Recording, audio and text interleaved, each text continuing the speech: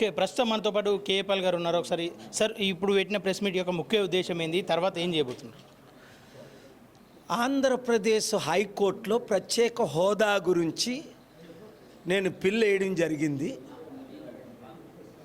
Honourable high court నోటీసులు పంపడం జరిగింది.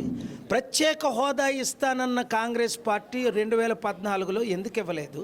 మేము అధికారంలోకి వస్తే ఇస్తానన్న బీజేపీ పార్టీ ఎందుకు ఇవ్వలేదు? వారు ఇద్దరూ బాధ్యులే. అప్పుడున్న చంద్రబాబు నాయుడు గారు 2014 నుంచి 19, ఇప్పుడున్న జగన్మోహన్ రెడ్డి గారు 2019 నుంచి 24, మరలా ఎన్డీఏలో ఉన్న చంద్రబాబు నాయుడు గారు అందరూ బాధ్యులే దీనికి.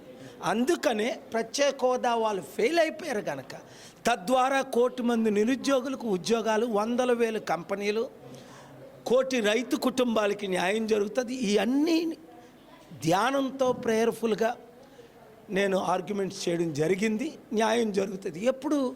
ఇప్పుడున్న రాజకీయ నాయకులు, ఎమ్మెల్యేలు, ఎంపీలు అవసరమైతే నాతో ధర్నాలో కూర్చోవాలి, అవసరమైతే రాజీనామాలు చేయాలి. పోరాడితేనే ప్రత్యేక హోదా, తద్వారా అందరికీ లాభమే, ఎవరికీ నష్టం లేదు. 100,000 కంపెనీలు నేను తీసుకొస్తాను. అందుకని 7569441275 గ్రూపులు పెట్టి, గ్రూపుల్లో మీరు చేరి ఇతరులను మీరు చేర్పించి ప్రత్యేక హోదా కావాలన్న వారందరూ ఈ వీడియోను వైరల్ చేయండి. తెలంగాణలో న్యాయం జరగాలి, అప్పులు తీరాలి, అభివృద్ధి చెందాలి. నెంబర్ 1 స్టేట్గా ఇండియాలో ఉన్న తెలంగాణ 2014లో ఇప్పుడు ఆ దరిద్రమైన స్టేటు, అప్పుల స్టేట్గా మారిపోవడానికి కారణం గత 10 సంవత్సరాలు. ఇప్పుడు తెలంగాణలో కాంగ్రెస్ పార్టీ వచ్చి అన్ని విధాలా ఫెయిల్ అయిపోవడానికి కారణం కూడా ఈ రాజకీయ అవినీతి పాలన, కుటుంబ కుల కుట్ర పాలన.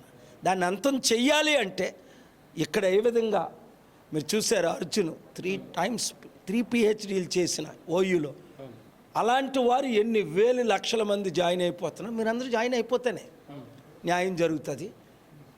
ఈ వీడియో అందరికీ షేర్ చేయండి. అటు తెలంగాణ ఇటు ఆంధ్ర వరద బాధితులకు మీరు ఏ రకంగా సాయం చేశా? నేను ఏం చేశానన్నది చెప్పను. 5 లక్షల కోట్లు కుడి చేతి ఇచ్చి ఎడం చేతి చెప్పలా.